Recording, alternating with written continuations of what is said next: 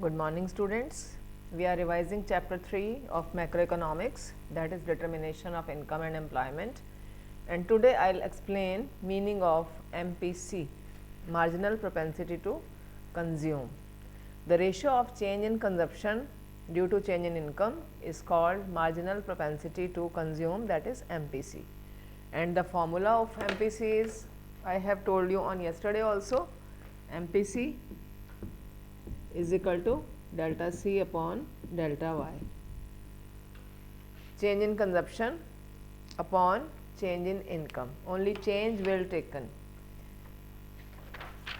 Then features of marginal propensity to consume. MPC is always greater than 0 and less than 1.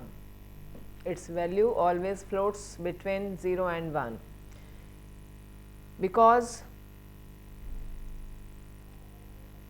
example shows that increase in income, with increase in income consumption expenditure also increases, but less than increase in income. If income increases by 100 rupees, the consumption will not increase by 100, it will be a little bit less, because it is human tendency to save something.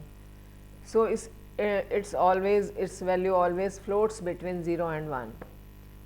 The reason is incremental income can be either consumed or entirely saved. If entire incremental income is consumed, then change in consumption will be equal to change in income and the value of MPC will be 1. In case the entire income is saved, the change in consumption is 0.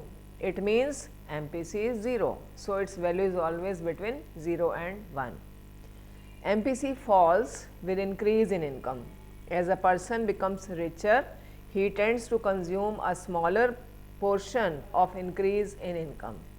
Then MPC is assumed to be constant for a straight line consumption curve. MPC की line अगर straight line है तो इसका मतलब MPC constant है, हर level पर वो same है.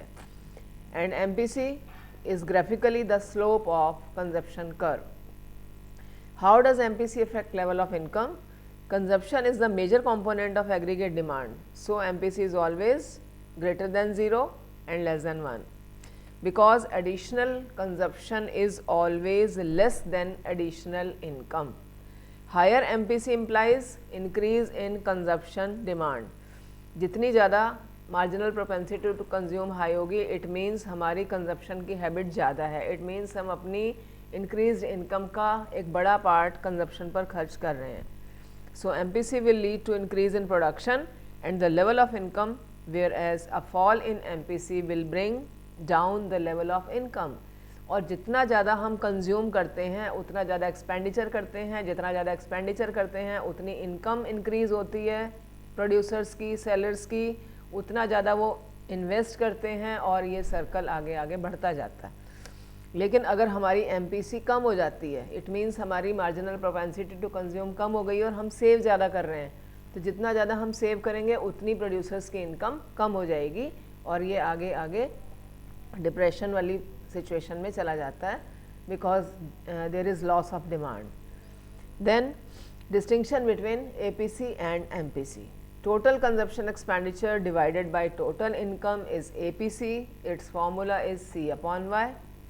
Whereas consumption expenditure divided change in consumption expenditure divided by change in income is MPC, that is delta C upon delta Y. It's the big difference. Then when income increases, both APC and MPC increases, but MPC falls more rapidly.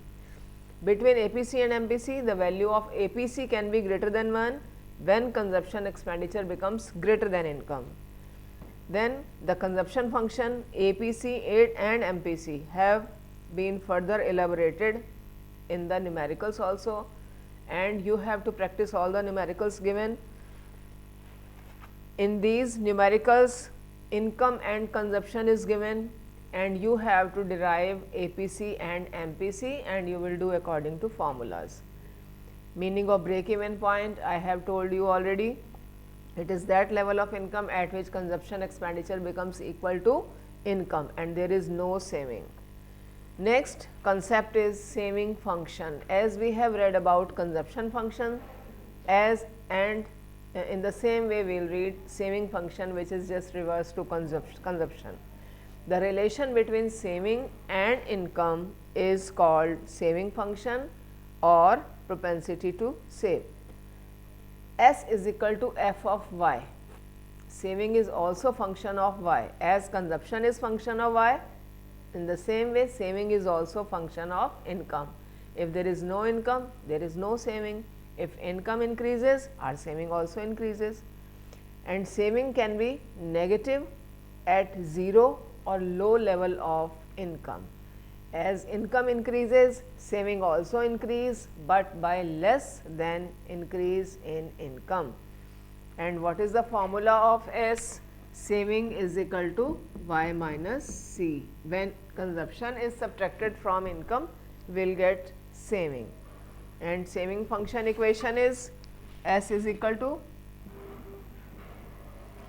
minus C bar plus 1 minus B y. You have noticed that it is just opposite of consumption function. What was the formula of consumption function? C is equal to C bar plus B y, and it is just opposite situation.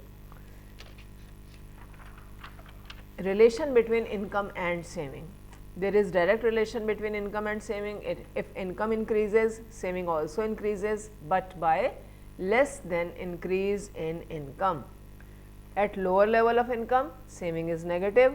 In the initial stages, when there is very low level of income, consumption expenditure is more than income, leading to negative saving or dis-saving.